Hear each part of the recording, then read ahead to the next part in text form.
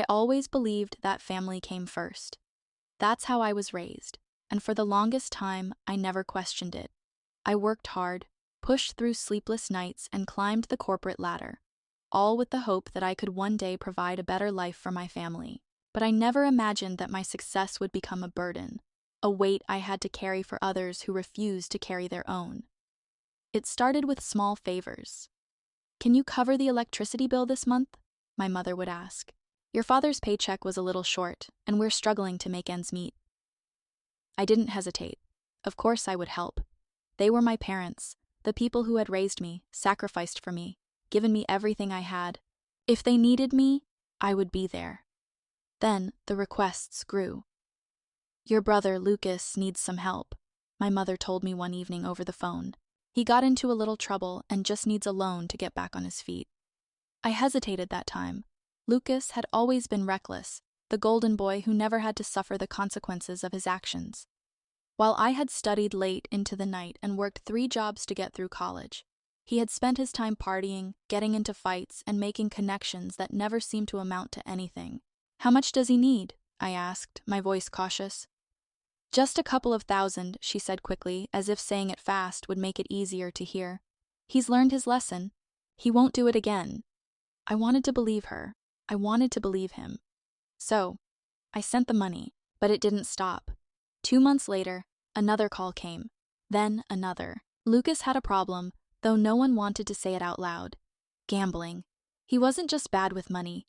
He was addicted to throwing it away, convinced that the next bet, the next hand of poker, the next game would be the one to turn his luck around. I tried to refuse. I told my mother that I couldn't keep bailing him out, that he had to face the consequences of his choices. That's when the guilt tripping started. "Everything you have is because of this family," she told me, her voice sharp, a tone I had never heard before. "We worked hard to get you through school. We gave you food, shelter, support, and now, when we need you, you want to turn your back on us?" It felt like a slap. Was she right? Was I being ungrateful? My parents had sacrificed for me. My father worked long hours. My mother always made sure I had what I needed. But hadn't I repaid that by working tirelessly, sending them money every month, covering the bills they couldn't pay? Then she said something that shattered me completely. "Your success belongs to the family." I had spent my entire life believing that my achievements were my own, that my hard work had been for my future. But now, my mother was telling me that none of it belonged to me, that my salary, my career, my sacrifices weren't mine. They were the family's, to be used however they saw fit. And in that moment, I realized something. I would never be free, unless I fought for it. I stared at my phone long after the call ended, my mother's words ringing in my ears. "Your success belongs to the family." I had always been the responsible one, the child who never asked for anything, who worked hard to make something of herself. Meanwhile, Lucas had been given chance after chance, and now I was expected to clean up his mess. Again, I wanted to scream, to throw something, but instead, I took a deep breath and forced myself to think. This wasn't just about money. This was about control. My entire life, I had been conditioned to believe that my achievements weren't mine alone, that because my parents had raised me, I owed them everything. It was an unspoken contract I had never signed, but had been bound to since birth. But wasn't it enough? Hadn't I given enough? I opened my banking app and scrolled through my transaction history. The numbers stared back at me, undeniable proof of how much I had already sacrificed. Thousands of dollars over the years, mortgage payments, bills, sudden emergencies that always seemed to involve Lucas and his terrible decisions. And now they wanted my entire salary. No, I wasn't doing this anymore. I picked up my phone and called my mother back. She answered on the first ring. "Did you send it?" she asked without preamble. My stomach twisted. "No," I said firmly. Silence.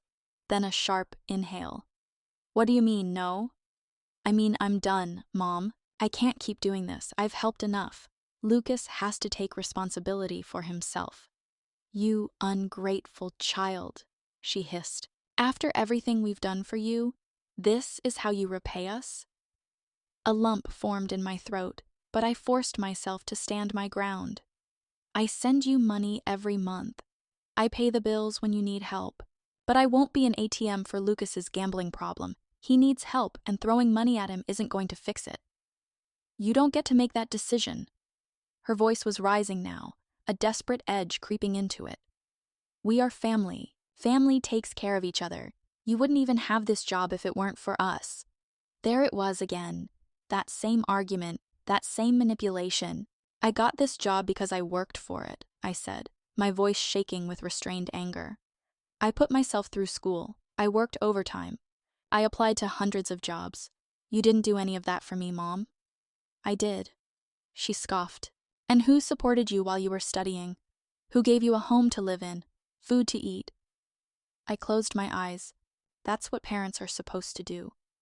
She gasped as if I had struck her. How dare you? I love you, I said quietly, my throat tightening. But I won't let you guilt me into ruining my future. I'm not sending my salary. If Lucas is in trouble, he needs to fix it himself. I'll help him find a rehab program or a support group, but I won't keep paying for his mistakes.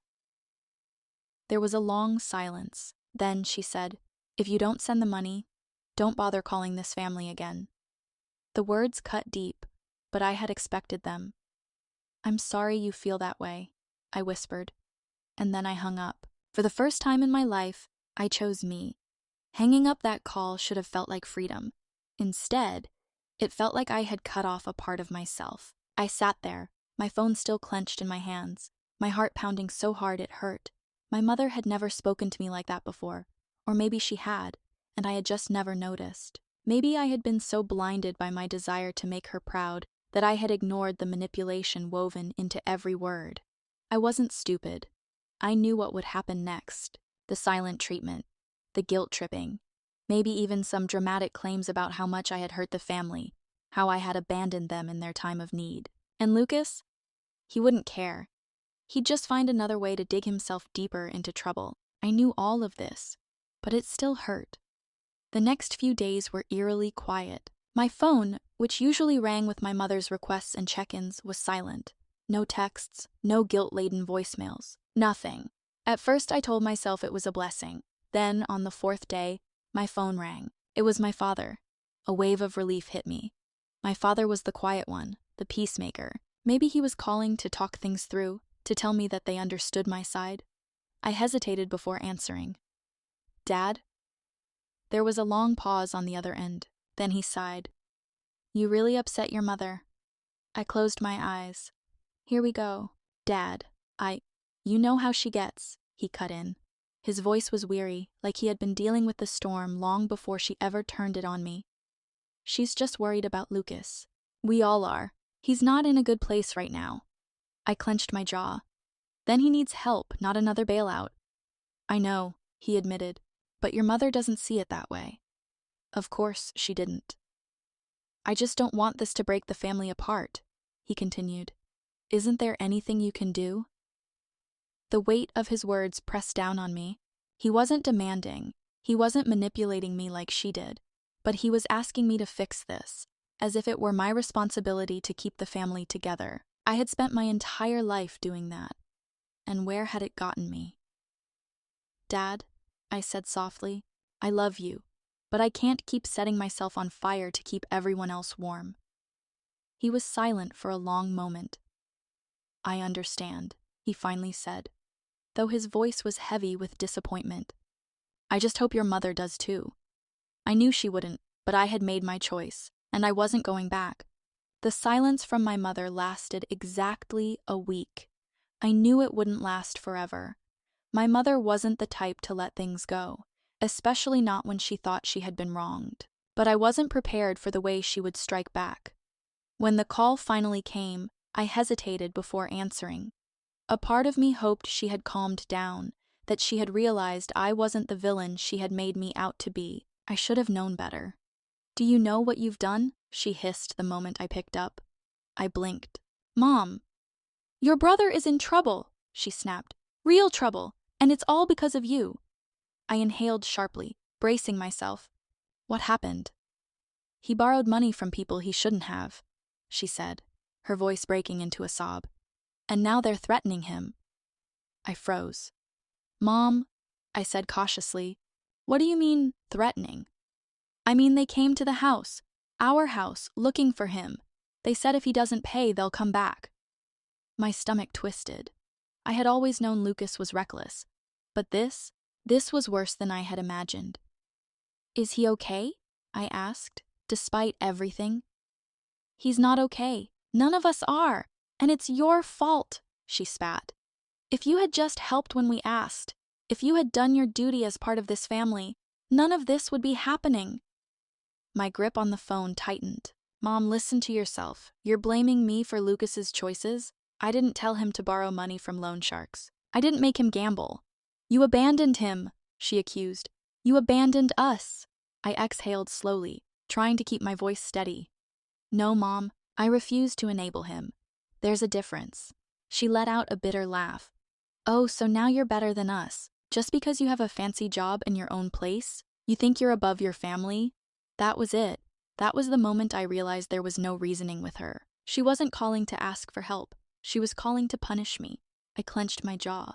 I'm sorry Lucas is in trouble, but I won't be manipulated into fixing it. I told you before, I'll help him find a way to get clean, but I won't pay off his debts. Silence. Then her voice turned ice cold. Fine, she said. If that's how you want it, don't expect to be part of this family anymore. A sharp pain shot through my chest. I had expected it. I had known it was coming. But hearing it still felt like a knife to the heart. I swallowed hard.